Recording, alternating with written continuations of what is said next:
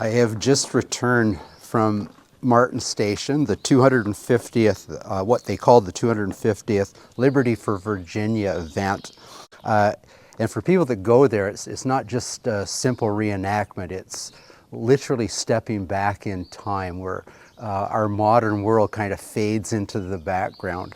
For the visiting public, it's an opportunity to talk with avid historians, researchers, and skilled tradesmen that are willing to share all that hard-earned knowledge that they've gleaned and skills over the years. You know, it's like the tourists aren't looking through the glass in a museum, they're actually experiencing it. But the true highlight for me is the camaraderie. So around the campfires, the stories, the music, that's going to go on late into the night. And I'm going to give you a brief look at sort of the energy, the vibe that happens when you put all these historians together and they share a common passion. There's an overwhelming feeling of stepping back in time when I'm back home here at Kelly Station, but enjoy watching as we see the spirit of the frontier return to Martin Station.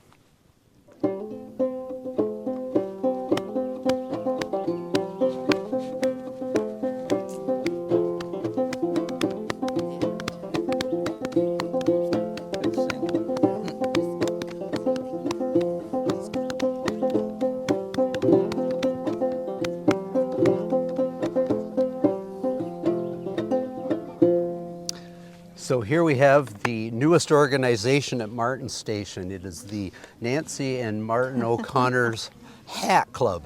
And it's a shout out.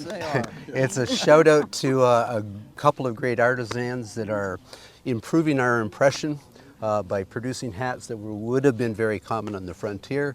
And now for some more banjo music.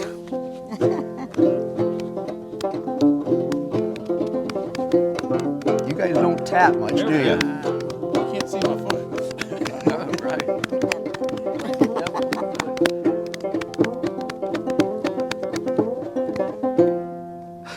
Yeah.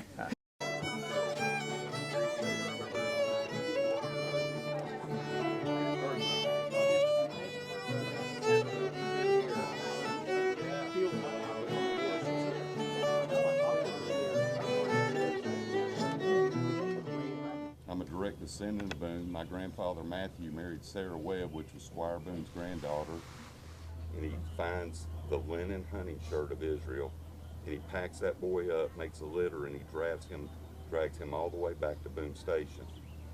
And he's now lost child too, going through this gap for a place to call home. 2 children have died now, his 2 sons.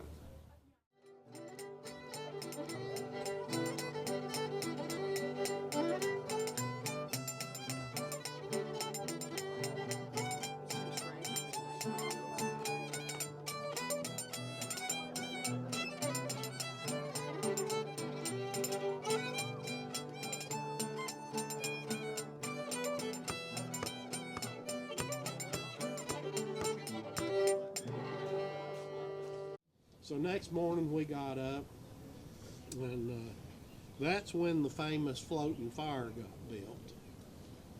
Our fire pit was full of water, and it was about like that, and kind of a gentleman's bet argument come up about building a fire. So we ended up managing to build a fire in a floating fire in the water. Little devil was climbing on the wall. She up with her foot and she kicked him in the fire, singing fi diddle-lie, diddle-lie, fi diddle-lie, diddle-lie, day. The third little devil was hanging on the wall. He said, "Take her back, Daddy, before she kills us all," singing fi diddle-lie, diddle-lie, fi diddle-lie, diddle-lie, day.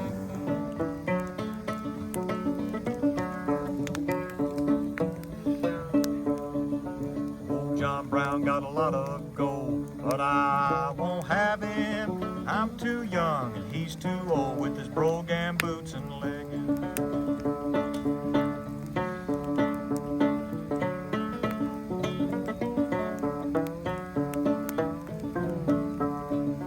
Mother made me take him home, but I won't have him. I took him home and he gnawed on a bone with his brogan boots and leggings.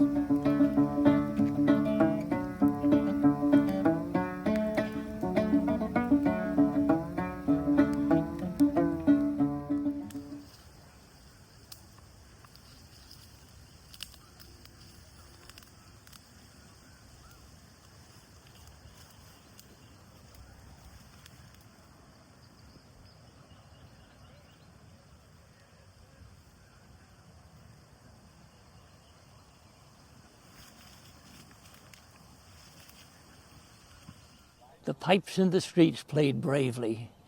The marching lads went by with merry hearts and voices singing. My friends marched out to die. But I was hearing an older pibroch out of an older war. Farewell, farewell, farewell, McCrimmon. McCrimmon comes no more. And every lad in his heart was dreaming of honor and wealth to come, and honor and native pride was calling to the tune of the pipes and drums. But I was hearing a woman singing on dark Dunvegan shore. In battle or peace, with wealth or honor, McCrimmon comes no more. And there, in front of the men were marching with feet that made no mark, the gray old ghosts of the ancient fighters come back again from the dark. And in front of them, McCrimmon piping a weary tune and sore. Forever and ever, McCrimmon comes no more.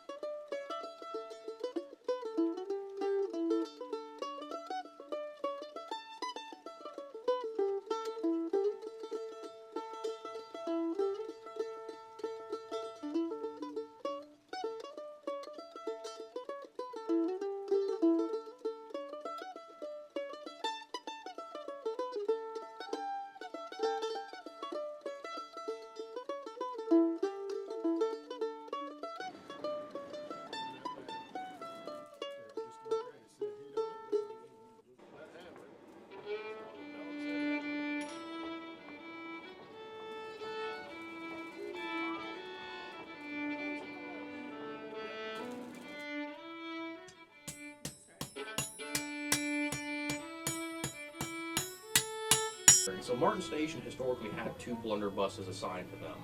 And there is a room or a building in the station, we call it the trade cabin, that you can actually lock it from the interior. So what they would do, they would barricade themselves in. It never happened historically, but if it did, they could barricade themselves up in Martin Station in the trade cabin. And if someone broke down that door, they're going to get 2 facefuls of blunderbuss almost immediately.